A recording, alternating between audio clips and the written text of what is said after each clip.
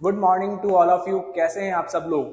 तो आज का video basically difference between shares and debentures पर होने वाला है। काफी स्टूडेंट्स का ये क्वेश्चन कॉमन रहता है कि sir what is the difference between shares and debentures. तो आज की इस वीडियो में आपको शेयर्स एंड डिबेंचर्स के बीच का डिफरेंस एकदम आसान भाषा में क्लियर करने की कोशिश करूंगा। तो देखिए स्टूडेंट्स, शेयर्स भी एक कंपनी इश्यू करती है जहां पर company as a capital create करने की कोशिश करती है।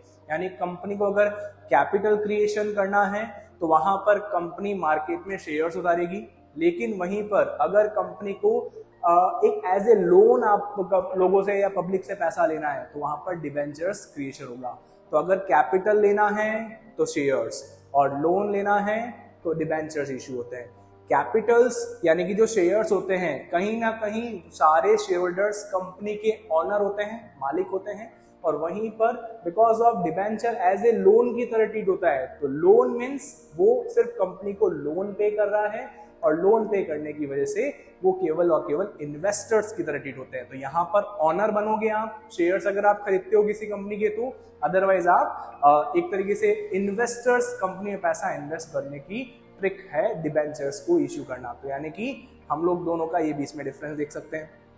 नेक्स्ट क्या पॉइंट हो सकता है स्टूडेंट्स, अगर आप ऑनर हैं यानी आपने शेयर्स ले रखे हैं तो आप ऑनर हैं, तो आपको अगेंस्ट में प्रॉफिट मिलेगा। पूरा प्रॉफिट नहीं, पार्ट ऑफ प्रॉफिट। और पार्ट ऑफ प्रॉफिट को हम लोग क्या कहते हैं स्टूडेंट्स, डिविडेंड। तो आपको शेयर्स के अगेंस्ट में डिविडेंड मिलता है, लेकिन वहीं पर आपको डिबेंचर के अगेंस्ट में क्या मिलेगा, इंटरेस्ट। क्योंकि आपने सिर्फ एज ए इन्वेस्टर इन्वेस्ट किया है पैसा, तो आपने जो पैसा लगाया उसके अगेंस्ट में इंटरेस्ट मिलेगा। अच्छा, अगर आपने इन्वेस्टर की तरह इन्वेस्ट किया है तो आपको इंटरेस्ट फिक्स्ड मिलेगा, कंफर्म है, मिलेगा ही। लेकिन वहीं पर अगर आपने शेयर्स लगाए हैं या शेयर्स में पैसा इन्वेस्ट किया है कंपनी के अंदर या एज ए कैपिटल पैसा कंपनी को दिया है, तो वहां पर आपको डिविडेंड मिलेगा।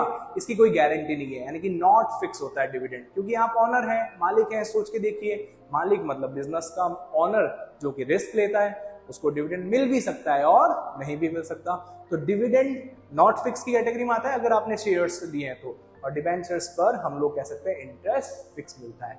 देन नेक्स्ट सबसे मोस्ट इंपॉर्टेंट, अगर कोई भी कंपनी में डिसीजंस लेने हैं, कोई भी प्रॉब्लम्स आई है उसके ऊपर कुछ बात करनी है और सॉल्यूशन या डिसीजन लेना है आपको, तो उसकी पावर किसके पास होगी, आप खुद सोच के देखिए, ऑनर के पास में। यानी कि मालिक ऑनर जो होगा वो कंपनी के डिसीजन देगा। यानी कि अगर आप एज ए शेयर इन्वेस्ट करते हैं तो आप कंपनी में क्या करेंगे, एज ए ऑनर बन रहे हैं, और ऑनर बने तो आपको क्या मिलेगा, डिसीजन मेकिंग का पावर मिलेगा। लेकिन वहीं पर अगर आप डिबेंचर्स होल्डर बनते हैं तो वहां पर आपको सिर्फ और सिर्फ, आप इन्वेस्टर्स हैं तो आप अपना पैसा लगाइए, अगेंस्ट में टाइम टू टाइम कंपनी आपको इंटरेस्ट फिक्स रेट से दे देगी, आप अपने घर जाइए, आपको कोई डिसीजन लेने का राइट्स नहीं है।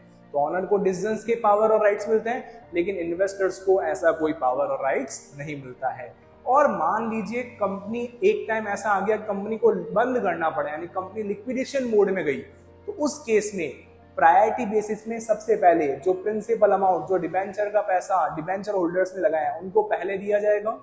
देन आफ्टर किसकी बारी आएगी, हमारी शेयर होल्डर्स की, यानी कि जिन्होंने एज ए कैपिटल पैसा लगाया। अगर बच गया पैसा तो उनको मिलेगा, नहीं तो क्योंकि वो ऑनर है तो उनको रिस्क भी लेना पड़ेगा।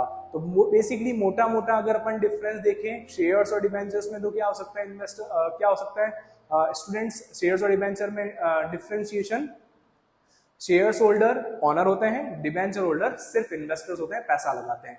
शेयर्स के अगेंस्ट में डिविडेंड मिलता है, डिबेंचर के अगेंस्ट में इंटरेस्ट मिलता है। इंटरेस्ट जो होता है वो फिक्स्ड होता है, मिलेगा ही, लेकिन डिबेंचर के शेयर्स के ऊपर जो डिविडेंड मिल रहा है वो नॉट फिक्स होता है। और at the time of liquidation debenture holder को पहले रीपे किया जाएगा एज कंपैरिजन टू किसके, शेयर होल्डर के कंपैरिजन में पहले पे किया जाएगा। तो बेसिक ये डिफरेंस होते हैं। आई थिंक आपको समझ में आया होगा डिबेंचर एंड शेयर्स के बीच का डिफरेंस। ऐसी ही इंटरेस्टिंग वीडियोस के लिए कंटिन्यू बने रहिए।